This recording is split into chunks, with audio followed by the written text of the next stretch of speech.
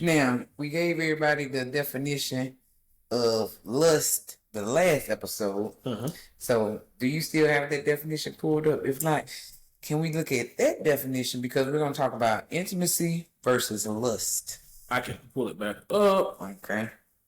And we're going to remember that intimacy, the definition for that one was an interpersonal state involving emotional closeness, openness, and sharing. And then what's lust? So lust is a powerful, intense, and often overwhelming desire or craving. It's most commonly associated with intentional sexual or physical attraction, but it's also broadly referred to a strong, eager longing for non-sexual things such as wealth, power, success, or adventure. Okay. So, what do you think about intimacy versus lust? Because just listening to the different definitions, I think I used to consider intimacy and lust as kind of like being in the same group, sexually involving like sexual sex or whatever. But just listening to the definitions, they're not even in the same group. Well, I mean, you could kind of put them in there though, because I mean, it's saying that lust is a overwhelming desire or craving.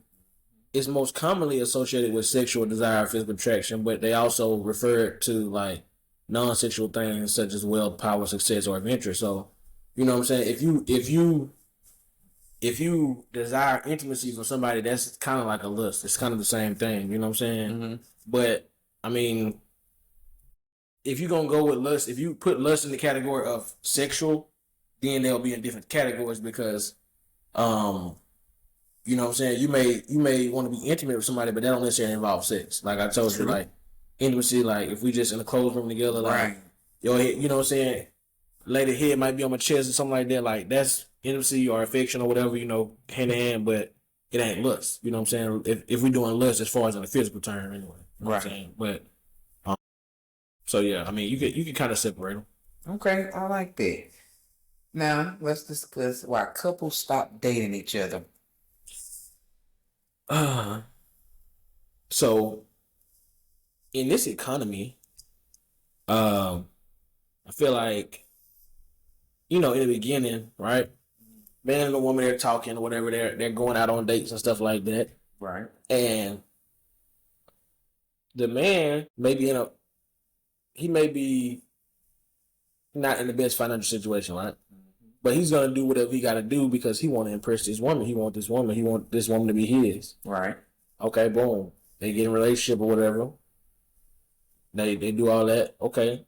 Now he's got her. He's like, okay, well, you know, I think what it boils down to a lot, instead of me going into an elaborate story with, is like a lot of times I feel like financials aren't really talked about as much in relationships. So it's like a man could be on his last trying to make sure that he takes her out so she has a good time.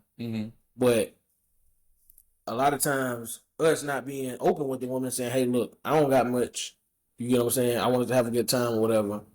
And hey, if you be honest and open sometimes, if a woman like you, shoot, she'll be like, we don't gotta go nowhere. We can chill with, you know what I'm saying? We can chill on the couch and binge watch a movie, you know what I'm saying? Or binge watch my favorite TV show or something like that, you know what I'm saying? But a lot of times the society has painted everything to where everything has to be financial. Everything has to be transactional. So it's like, if you ain't spending money on a woman, you ain't this, you ain't that.